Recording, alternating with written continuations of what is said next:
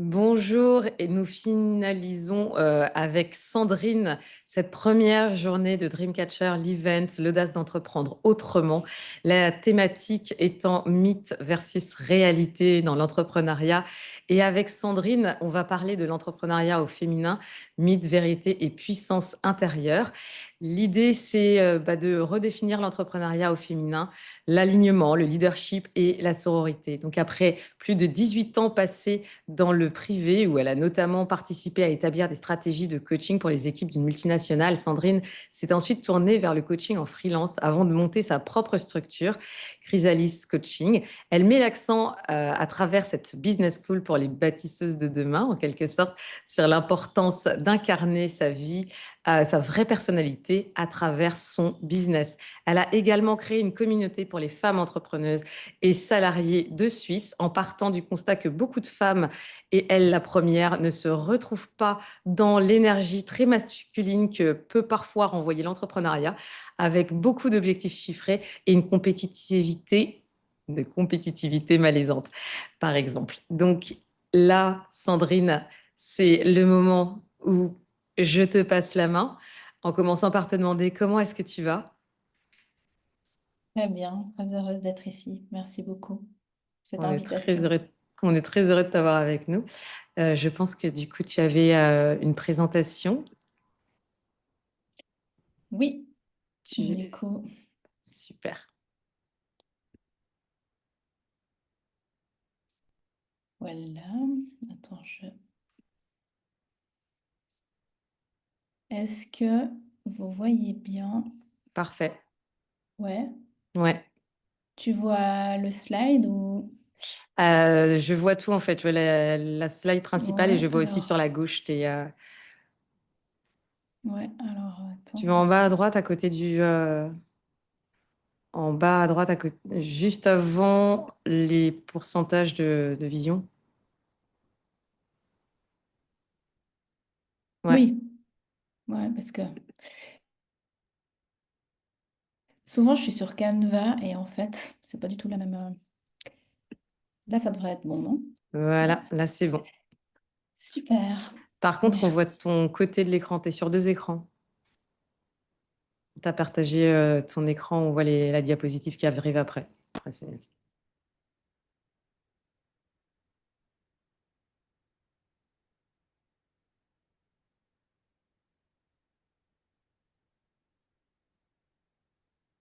Comme ça ouais, devrait être bon, c'est non? ça. Impeccable. Voilà, donc... Tu m'as déjà, je pense, présenté. Bonjour à tous et à toutes qui sont là aujourd'hui. Moi, je m'appelle Sandrine Corbat, je vis en Suisse et je suis mentor en leadership féminin et stratège en business d'impact. Quand je parle business d'impact, pour moi, c'est plus qu'avoir une entreprise, c'est vraiment au fond de tes tripes, c'est une mission que tu as à changer, ouvrir les possibles dans le monde. Donc, c'est comme ça, en fait, que moi j'interprète un business à impact. Ça va bien au-delà que d'avoir une entreprise.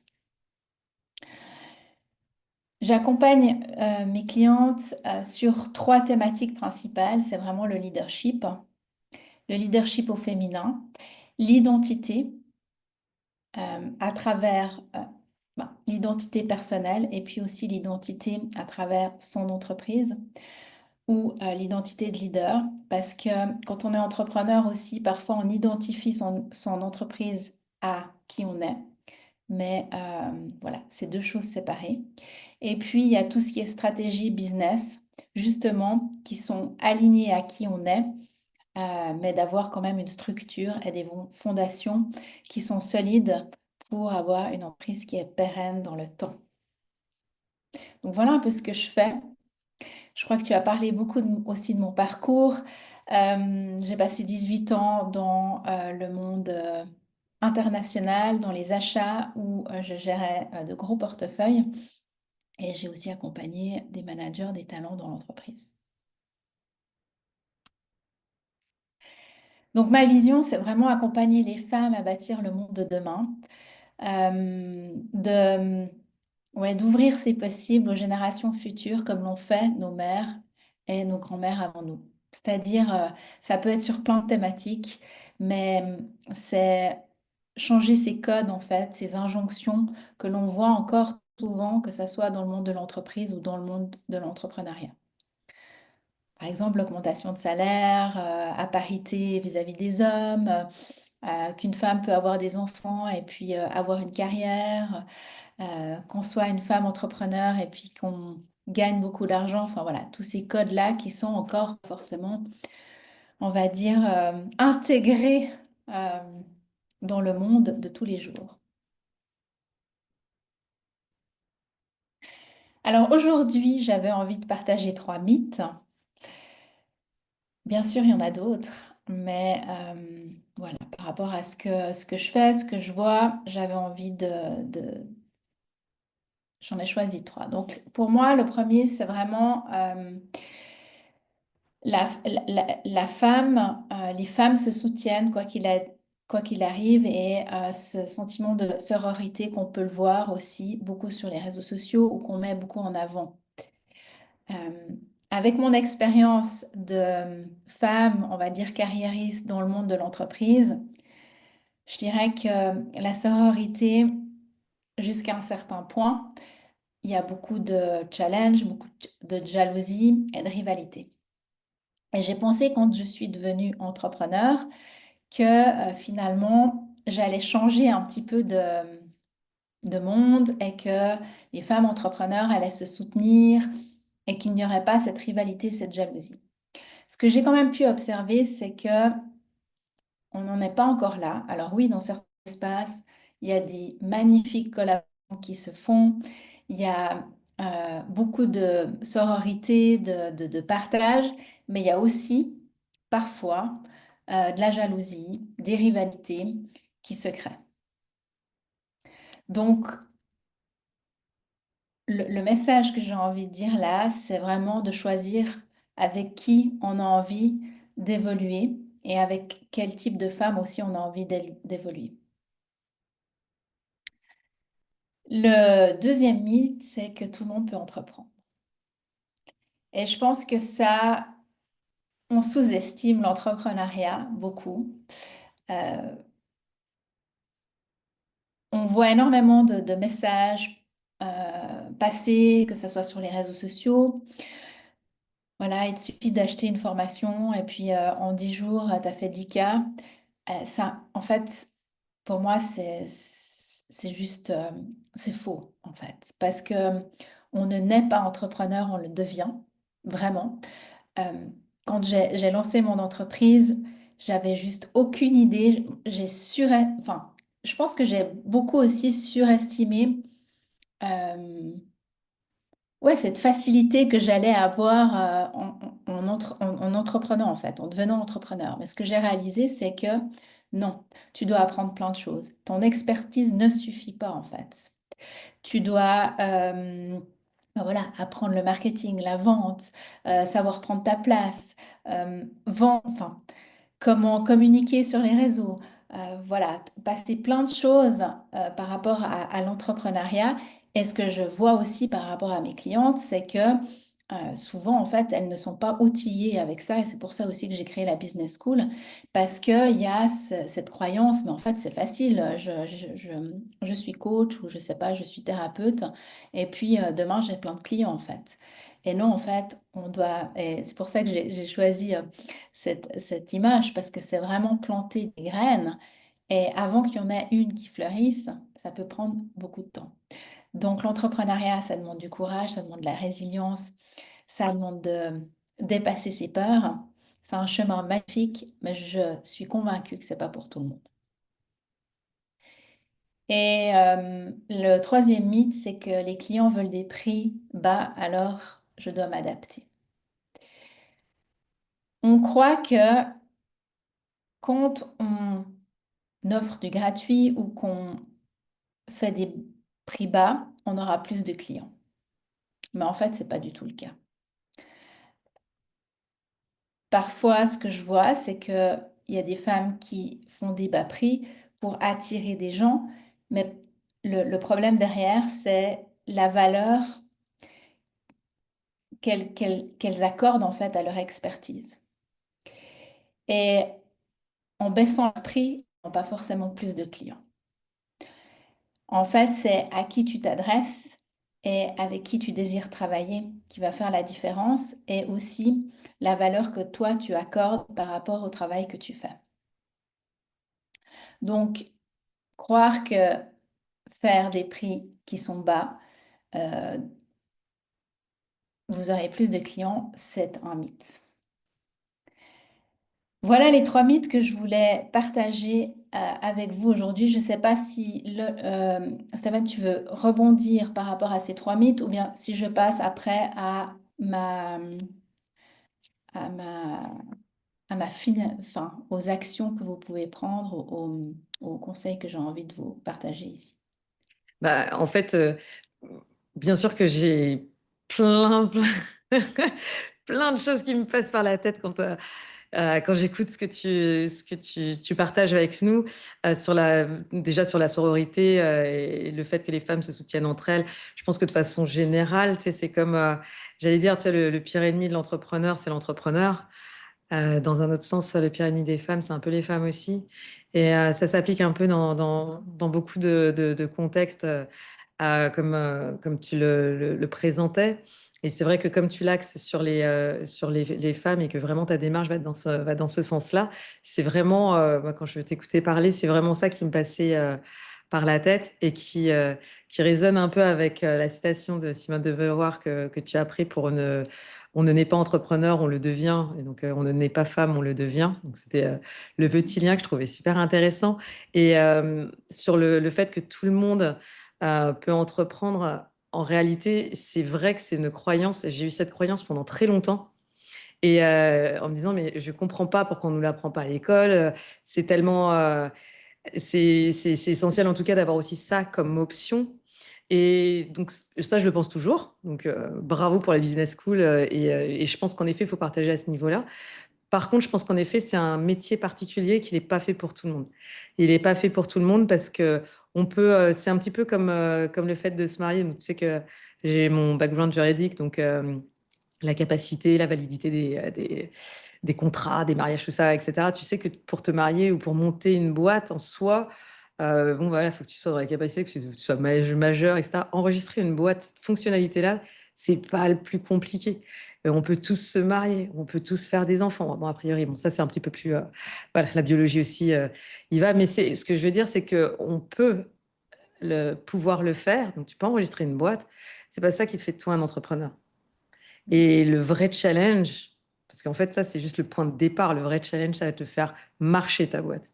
Et cette phrase que tu es en train de partager, le cœur de la compréhension de ce mythe, c'est que on ne devient pas, en effet, tout le monde ne peut pas entreprendre parce que, et on a eu un témoignage juste avant et les quelques masterclass qui illustrent bien que, en fait, il y a le moment où la réalité vient te frapper un petit peu de plein fouet et comme, un peu comme dans la vie et qui te permet de comprendre que non, en fait, oui, tu vas devoir comprendre que ton expertise ne suffit pas, si tant est que tu en as une spécifique, parce que des fois, on peut avoir l'impression qu'on sait, alors qu'en fait, on ne sait pas nécessairement, mais c'est pas pour autant qu'on ne sera pas un bon entrepreneur, tu vois. C'est tout un process. Donc pour moi, c'est vrai que c'est un vrai cheminement. Donc là, c'est un vrai gros, gros point, une vraie idée reçue aussi. Et les clientes veulent des prix bas, alors je dois m'adapter. Ça, je pense qu'il y a aussi un petit point que j'aurais rajouté, c'est de faire attention aussi à ton marché. La plupart. Comment? Je t'entends pas, ça a coupé. Ah, oui. Ah, j'ai un problème en effet de connexion Internet qui est instable. Ça va être pratique. Est-ce que tu m'entends là? Oui. Du coup, je disais que les clientes veulent des prix bas, alors je dois m'adapter sur cet aspect-là. C'est vrai que tu as cette problématique déjà de connaître ta clientèle, de connaître tes Hmm. clients. Et cette démarche-là, surtout quand tu commences, tu la sous-estimes aussi énormément, en fait, alors que c'est la clé. Donc, tu sais pas nécessairement à qui tu parles. Et du coup, et donc tu ne sais pas non plus la valeur perçue de ce que tu vas proposer parce que voilà, si tu ne parles pas à ta bonne clientèle, si elle n'est pas qualifiée, donc déjà, ne serait-ce que qualifier tes clients, savoir que ceux-là sont tes clients, ceux-là ne le sont pas. Et c'est tout ce process-là que tu besoin de faire et que là, quand tu le partages, et il y a énormément de choses aussi qui se passent derrière cette petite phrase qui a l'air de rien et qui en fait engendre énormément soulève énormément de points. Donc, ta connaissance marché, ta connaissance sur les clients, la connaissance de ce que tu es en train de proposer, savoir ce que toi tu adresses. Donc, il y a tout un panel de choses à tacler avec ça. Donc oui, ces trois mythes, j'aime beaucoup le choix et l'axe que tu as pris. Et je dirais, en fait, c'est un voyage pour moi, l'entrepreneuriat. Quand tu commences, comme tu le dis, quand tu commences, ben voilà, tu penses que c'est ta cible, tu testes un petit peu, puis après tu te rends compte que finalement, ah mais en fait là, j'ai envie de faire autre chose, et puis tu retestes, et puis ben, peut-être tu vois, là, ah tiens, là ça marche, j'aime ce que je fais, donc je vais un petit peu encore aller dans cette direction. Puis en fait, je trouve vraiment que c'est un cheminement où tu évolues aussi avec, a- avec les années, les mois, et puis toi, ce que tu vis en tant qu'entrepreneur. Et je trouve vraiment quand tu accompagnes les gens encore plus. Oui, c'est sûr. Et tu grandis avec eux, tu grandis avec ta boîte. Mm, Et je suis tout à fait d'accord avec toi. Moi, je fais souvent, je pense que la plupart des gens qui me connaissent le savent et ont déjà entendu le dire 15 milliards de fois, que pour moi, l'entrepreneuriat, c'est une allégorie de la vie. C'est un peu la même chose que dans ta vie. C'est un chemin. Et en fait, sur ce chemin, tu vas rencontrer plein de choses, des obstacles, des trucs cool, des gens bien, des gens moins bien, des gens qui te veulent du bien, des gens qui te veulent moins de bien. mm, Et en fait, tu vas construire avec tout ça et tu vas évoluer avec tout ça. Et c'est ça qui rend qui rend le chemin beau, en fait. Quand on parle où c'est pas l'arrivée, c'est la quête, que c'est vraiment tout ce process. Par contre, je pense que ce qui est important, c'est de comprendre ce process. Le fait que tout va pas tomber d'un coup tout cuit tout de suite et qu'il y a vraiment un chemin qui est important à faire, à suivre parce que c'est un chemin d'apprentissage. T'apprends de tes partenaires, t'apprends de tes employés, t'apprends de tes mentors, t'apprends de tes pairs, t'apprends tout le temps et c'est pour ça que je dis c'est comme mm. dans la vie. Donc, je te rejoins tout à fait sur le fait que que c'est un voyage et que ouais, c'est un côté un peu initiatique dans un sens. Et ce qui est super intéressant, c'est quand tu as la combinaison des deux, donc ton chemin personnel, ton chemin professionnel, du coup, qui se lient. Et là, pour le coup, tu as peut-être, tu vois, le fait, t'as ton premier mythe sur les femmes qui se soutiennent entre elles ben en fait, tu te rends compte que du coup, les personnes qui sont un peu plus assises ou épanouies dans ce qu'elles font, qui ont vraiment qui ont fait ce process, et là vraiment, c'est de façon générale, je dirais, ben, vont plus avoir cette tendance à s'ouvrir et à échanger du coup avec les Mm. autres. En tout cas, c'est vraiment un ressenti que j'ai d'expérience et d'échange aussi. Je suis complètement d'accord. Du coup, je continue. Donc pour moi, les 3 points en fait que je peux vous partager, qu'est-ce qui est selon moi important si vous voulez bah, voilà, développer votre entreprise ou aussi ou devenir entrepreneur, c'est vraiment clarifier sa vision pour moi à long terme, où vous voulez aller. Pour moi, c'est vraiment quand on ne sait pas où on va, on n'a pas cette vision, c'est naviguer vraiment à l'aveugle. C'est avoir un bateau, être sur l'océan et puis on ne sait pas où on va. Donc c'est vraiment clarifier en fait tout ce chemin.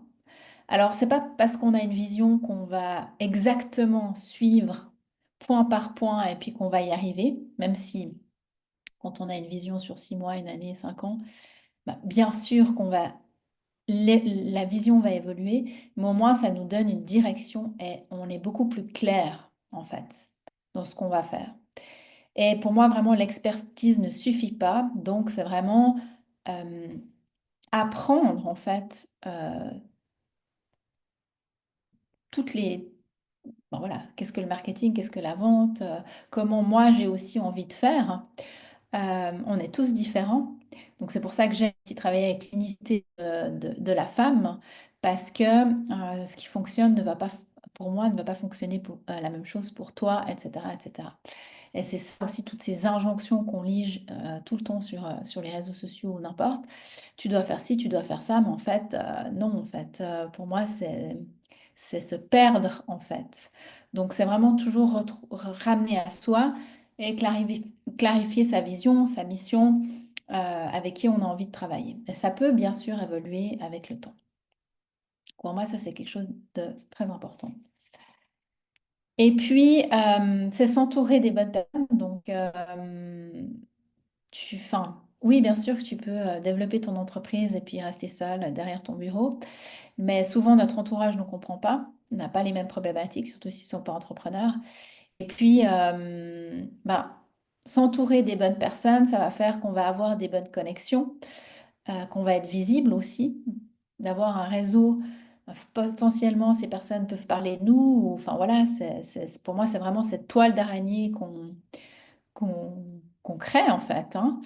Et bah, se former, avoir des mentors et ouais, pas rester seul en fait. Pour moi, ça c'est vraiment important, mais de choisir les bonnes personnes. Et ce que je peux voir avec mon expérience, c'est qu'au début, mais j'ai pas forcément choisi les bonnes personnes. J'ai pas forcément choisi les bons espaces. Mais pourquoi? Parce que voilà, je devais tester et je pense parfois on se plante. Enfin voilà, ça fait partie du jeu en fait aussi, hein, de l'entrepreneur. C'est de ne pas avoir peur de l'échec et puis d'y aller en fait, de tester et puis d'aller dans des endroits, si ça ne nous convient pas, de changer, etc. Et puis, si ça ne nous convient pas, ben, de les créer. Par exemple, moi, j'ai créé un réseau féminin. Pourquoi? Parce que j'ai pas retrouvé ce que, ce que je recherchais. Donc, c'est pas s'arrêter, en fait, à ce qui est là, mais c'est de voir beaucoup plus grand. Donc, voilà, pour moi, ça, c'est vraiment un point clé. Et puis, le troisième, c'est choisir son combat intérieur avant le combat extérieur. C'est vraiment... revenir à soi à chaque fois. C'est son combat intérieur pour moi, c'est ses doutes, c'est ses peurs, c'est cette peur du jugement, euh, la peur de la comparaison, enfin toutes ces choses-là, c'est là-dessus qu'il faut travailler en premier. Après, bien sûr, il y a toute la visibilité, enfin, développer son business, etc. Mais souvent, ce qui pénalise, en fait, c'est ce combat intérieur. C'est tout ce mental et cette petite voix qui nous empêche en fait finalement de sortir de sa zone de confort, de passer à l'action, etc.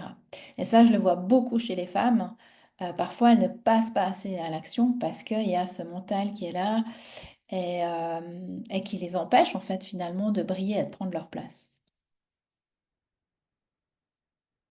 Donc voilà ce que je voulais partager. Ma présentation, elle est assez courte.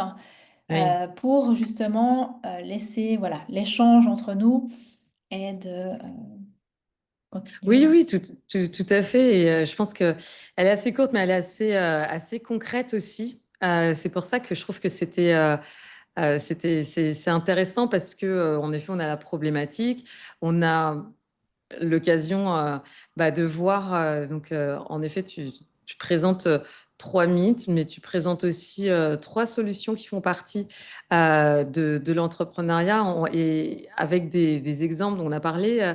Bien sûr, des réseaux et de l'importance des mentors et de le travailler. Et je trouve que ce qui est intéressant, l'angle que tu ajoutes par-dessus, c'est justement ce combat intérieur et versus le combat extérieur, ne pas chercher uniquement ou sans cesse la validation. Donc en fait, on a quand même en t'écoutant ce sentiment qu'il faut être en mesure un peu de déconstruire ce qu'on avait au départ et se libérer de ces poids avec lesquels on arrive dans la vie professionnelle, qui sont accentuées justement pour les femmes, comme tu le précisais. Et ça, c'est vrai que c'est les deux angles que je trouvais intéressants dans ton approche et dans ce que tu présentes avec nous. Du coup, sur l'alignement, le leadership et la sororité comme levier, tu parles d'alignement mais comment le cultiver concrètement dans son quotidien d'entrepreneur euh, quand tu es une femme, justement? Alors pour moi, c'est vraiment, j'arrête, voilà, comme ça. Pour moi, c'est vraiment toujours revenir à son cœur. C'est vraiment revenir à qui on est, à ce qu'on désire. Mhm. Et de tracer sa route, j'ai envie de dire. De pas écouter toujours l'extérieur. Alors oui, on est accompagné par des mentors, on est accompagné par des coachs, etc. Mais toujours garder en fait son propre pouvoir. Ouais, j'aime bien le tracer sa Et route, hein. Je me suis arrêtée à peu près là. Trace ta route mal- un petit peu malgré ce que tu peux entendre et revenir à son cœur. C'est vrai que c'est assez fort comme point. Tu voulais ajouter quelque chose, excuse-moi. non, pour moi, c'est ça. Après, où tu vas trouver ton alignement, c'est vraiment, chacun est différent. Moi, ce que je sais, c'est que j'ai besoin d'aller faire du sport, j'ai besoin d'aller me connecter dans la nature.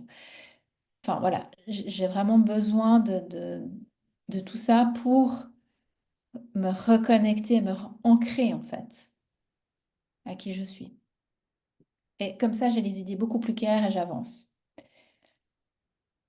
Donc c'est vraiment l'ancrage et son cœur et rester dans sa bulle en fait aussi. Ouais. Et du coup, en quoi le leadership féminin diffère-t-il dans sa posture, ses rythmes et ses priorités par rapport au leadership masculin? Parce que tu parlais un petit peu de ce parallèle. Moi, je, je, pour moi, le leadership féminin, c'est vraiment arriver à garder en fait cette douceur féminine, cette intuition que les femmes on a. Je trouve que beaucoup de femmes, et particulièrement on va dire dans le monde du salariat, euh, modifient en fait qui elles sont. Elles deviennent dures, froides. Elles deviennent en fait, elles croient qu'en étant comme ça, elles vont prendre plus leur place, qu'elles vont être peut-être plus suivies, mais en fait, elles oublient qui elles sont. Et c'est pas comme ça qu'elles vont impacter ou inspirer. Donc pour moi, c'est vraiment revenir à ce côté aussi féminin, de se connecter à nos énergies, que ce soit féminine, masculine, mais d'avoir cet équilibre. Et puis, on a d'autres challenges. On a d'autres challenges que les hommes. Donc, c'est faux en fait de dire qu'on va faire comme eux. Non, c'est finalement assumer qui on est, assumer nos ambitions, mais on peut les faire aussi différemment. Oui, en Sans fait, vouloir critiquer les hommes, hein. Alors, c'est vraiment pas mon discours, mais c'est mhm. vraiment ouais, accepter qu'on a on a d'autres rythmes, on a d'autres challenges aussi qu'eux n'ont pas, et eux, ils ont d'autres challenges que nous, on n'a pas. Non, mais tout à fait. Je pense que c'est bien de bien souligner le fait que c'est pas les uns contre les autres d'un point de vue manichéen. L'idée, c'est vraiment de comprendre qu'il y a un leadership féminin qui, du coup, s'accompagne différemment. C'était vraiment moi, je pense que c'est intéressant de le soulever dans ce que tu proposes. Déjà parce que c'est un peu sur ça que tu mets le doigt quand tu parles, comme tu le disais, ton expérience de tes vies précédentes corporate, où du coup, tu as dû faire face bah, justement au fait que des fois, on peut voir des femmes qui, dans leur réaction pour justement pouvoir être entendues, considérées, vont répondre aux codes qui leur sont un petit peu imposer. Après, on est dans une société patriarcale, enfin, dans des Mhm. structures où on peut avoir des moments où, autour de la table, si tu as 20 personnes, ça peut être 20 hommes et toi être la seule femme. Et là, du coup, de fait, tu peux te retrouver dans cette posture-là. Et les attentes vont également aller dans ce sens-là. Donc, ce que tu soulèves, c'est une réalité pour aussi certaines femmes. La question, c'est est-ce que tu le fais consciemment ou pas? Et quand on est en train, du coup, quand tu es en train de le souligner, de le mettre en avant et qu'on parle du coup de leadership féminin, de venir avec justement ces challenges, on a beaucoup de sujets qui se libèrent en termes de parole. Je parle d'endométriose, comme le fait de parler des périodes, des cycles des règles, où Mhm. je regardais la dernière fois, je pense que c'était suite aux Jeux Olympiques, où ils ont fait une vidéo sur les femmes judokas qui ont gagné un paquet de médailles. Ouais. Et tu as ce moment où, du coup, elles t'expliquent que par rapport à leur cycle, eh ben, c'est pas pareil la façon dont elles vont s'entraîner. Euh, c'est, et voilà, ça fait partie des challenges, des non-dits et des choses qu'on peut avoir d'un côté et qu'on n'aura pas nécessairement de l'autre, des attentes qu'on pourrait avoir d'un côté et pas nécessairement de l'autre. Donc, en effet, on n'est pas sur une opposition, mais peut-être plus sur une acceptation dans ce que je t'entends dire. Et je Oui. pense que c'est dans ce sens-là que c'est important de comprendre, du coup, quand tu es en train de dire, faut assumer qu'on a d'autres rythmes. Et ça, je trouve que c'est assez parlant dans ton approche, en fait, justement, de cette posture et de cette mise en place de priorités, du coup. Donc, non, je pense que je rebondissais un petit peu aussi sur ce que tu disais par rapport parce que c'est vrai que faire le femme contre homme, etc., bon, on a déjà fait, et là, c'est pas le sujet. En tout cas, c'est pas vers ça qu'on va. Donc, merci de l'avoir précisé. Et je remets aussi la petite couche pour dire non, on est en train vraiment de parler de quelque chose de très spécifique. Donc, Ouais. du coup, ça m'a amené à, est-ce que tu aurais des tips que tu aimerais donner pour être en mesure de transformer les peurs en levier de croissance? Parce que justement, tu es dans le leadership, dans cet accompagnement. Euh, Est-ce que, justement, par rapport à ce que tu partageais, par rapport aux mythes que tu soulevais et aux solutions que tu donnais, est-ce que tu as ouais, des petits éléments, des petits trucs? Tu parlais, toi, par exemple, pour toi, d'aller dans la nature et de faire du sport. Euh, Tu parlais de revenir à son cœur. Comment tu fais ça? Est-ce que tu as des petits outils? Alors, déjà, c'est de savoir qu'est-ce que nous convient. C'est de nouveau, c'est tout le temps revenir à soi. On est tous différents. Une femme, ça sera prendre un bain avec des bulles. Une autre personne, ça sera de la méditation. Enfin, donc c'est vraiment toujours revenir à soi. Et ben, comment en fait traverser ses peurs? C'est de se mettre en action, en mouvement. De, je dirais, lâcher le mental. Bon, ça, c'est pas toujours facile. Mais de se dire, ok, bon, typiquement, je sais pas, j'ai envie de passer à la radio. Ok, qu'est-ce que je fais pour y aller en fait? Donc peut-être je vais commencer par contacter une radio qui est pas connue, enfin voilà, qui est locale. Après, comme ça, je développe un petit peu la confiance en moi. Puis après, je vais aller être visible dans un espace où il y a plus de monde, etc. Donc c'est vraiment aller choisir en fait où on a peur, de se challenger un petit peu, mais pas trop. Parce que c'est vraiment trouver cette zone, sortir de sa zone de confort, mais qui reste encore confortable. Parce que je trouve que parfois, on veut faire un trop grand gap et ça peut mal se passer. Parce qu'il y a eu trop de peur, trop de... Du coup, ça se passe mal et après, on bloque. Donc, c'est vraiment pas par pas et puis pas se mettre la pression aussi. On a tellement tendance à se mettre trop la pression.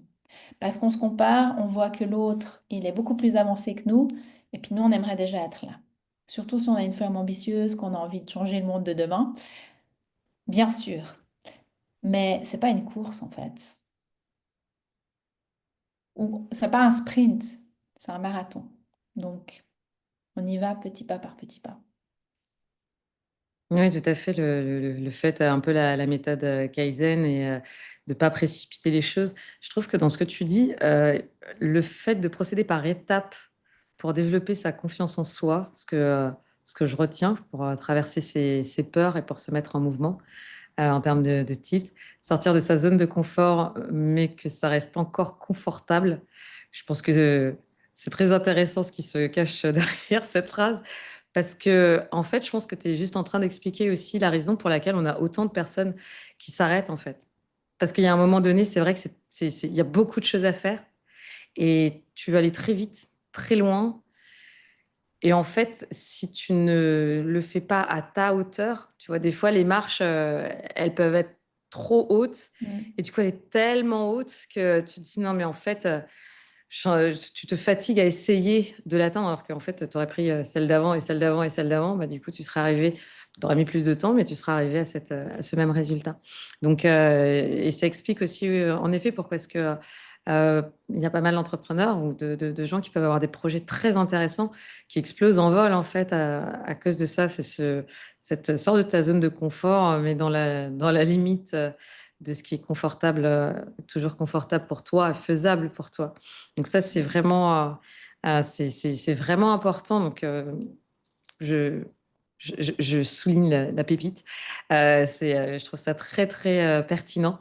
Et vu qu'on se dirige aussi un peu vers la fin de... J'avais plein de questions quand même. Mais on se dirige un petit peu vers la fin. Justement, j'aime bien les formats qui sont assez courts parce on garde vraiment l'essentiel de ce qu'on veut dire. Et c'est vraiment ce que j'espère et ce que je souhaite faire. Et j'ai envie de te poser la même question que j'ai posée aussi aux autres intervenants parce que chacun a sa petite phrase de Mm. motivation.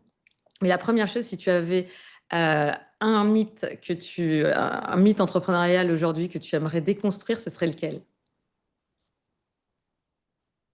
Par rapport à ceux que j'ai partagés ou...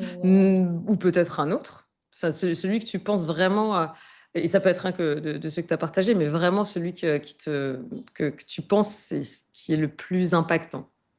Vraiment celui que tu souhaiterais que ceux qui se lancent tirent un trait dessus. Alors moi, je pense que mon mythe, c'est pas pour décourager, mais je trouve que c'est important de le dire parce que c'est trop estimé. L'entrepreneuriat, ça prend du temps. Tu vas pas devenir riche demain. Alors oui, il y a des success stories, bien entendu, et ça, je remets pas en question. Mais on a tous notre rythme. Donc c'est pas parce que un a une success story que pas forcément tout le monde a une success story. Mais ce qui est important, comme on l'a dit, comme tu l'as dit aussi au début, c'est le chemin, c'est ce cheminement. Euh, et c'est ça en fait, toutes ces expériences, tous ces contacts que l'on fait qui, qui fait la richesse de l'entrepreneuriat, qui on devient. Mais d'arrêter de croire on va être riche en 10 jours. Ah bon? Trois peut-être? Non, je rigole. Passons. Et ensuite, est-ce que tu aurais une phrase, une citation ou un mantra qui t'aide à garder le cap dans les moments de doute? Ouais, je fais confiance en la magie de la vie. Je fais confiance en la magie de la Ah, vie. ça coupe. Alors, je ne sais pas si c'est juste moi. Ça doit être toi.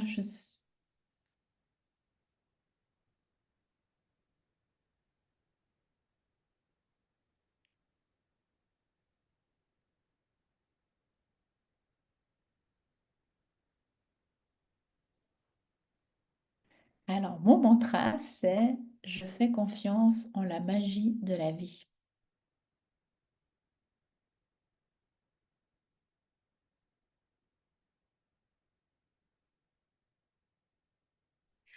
Désolée, j'ai eu un problème de connexion. Je ne sais pas si vous me voyez ou si vous m'entendez. Alors, moi, je t'entends, mais je te vois pas. Ben, pareil. Et là, tu es revenu.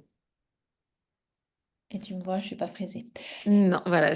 Et du coup, j'ai juste entendu la phrase. Alors moi, mon mantra, c'est... Alors, mon mantra, c'est je fais confiance en la magie de la vie. D'accord.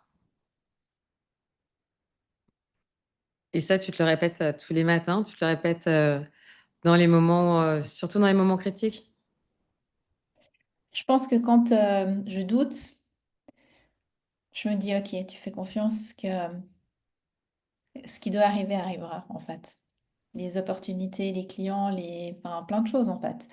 Je fais juste confiance en la magie parce que, oui, c'est magique. Il y a des choses qui arrivent que tu n'auras jamais pensé. Et Mais du j'ai coup, 50 000 mantras, donc il fallait en choisir un. Non, non, mais j'entends.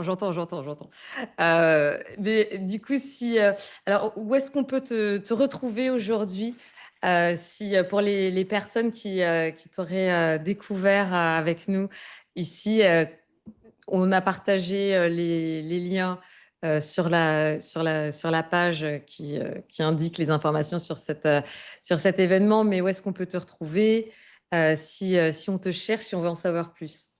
alors bon, sur les réseaux sociaux, Sandrine Corbat sur Facebook, sur mon profil personnel, sur Instagram, j'ai deux comptes Instagram pour le Cercle des bâtisseuses, donc qui est le réseau féminin en Suisse. Donc pour les personnes qui sont suissesses et qui regarderaient cette interview, et voilà, enfin, je pense que on me trouve assez facilement sur Internet. Merci. C'est c'est vrai. Puis s'il y avait un dernier mot, qu'est-ce que tu aimerais que les personnes aient à l'esprit ou se souviennent suite à cette interview, à cet échange? S'il y avait une chose dont on devait se souvenir, ce serait quoi? Alors, c'est suivre leurs rêves, croire en leurs rêves et croire en eux. Très bien, en Vraiment. effet, on est sur la... Impeccable. Eh bien, écoute, Sandrine, je te remercie pour on finit Merci à en toi. douceur cette journée. Merci beaucoup pour ton temps, merci beaucoup pour ton partage. C'était encore une fois un plaisir de t'avoir avec nous. Et bah, je te souhaite une très bonne journée, puisque, Merci. puisque toi, il est 13 heures, c'est ça? 13h44. Et toi, c'est le soir, hein? Oui, moi, c'est la fin de journée là. Donc bah, écoute, je te souhaite une très bonne fin de journée. Et puis, bah, écoute, à bientôt ou à très vite en tout cas. Merci à Au toi revoir. aussi. Bye. Salut.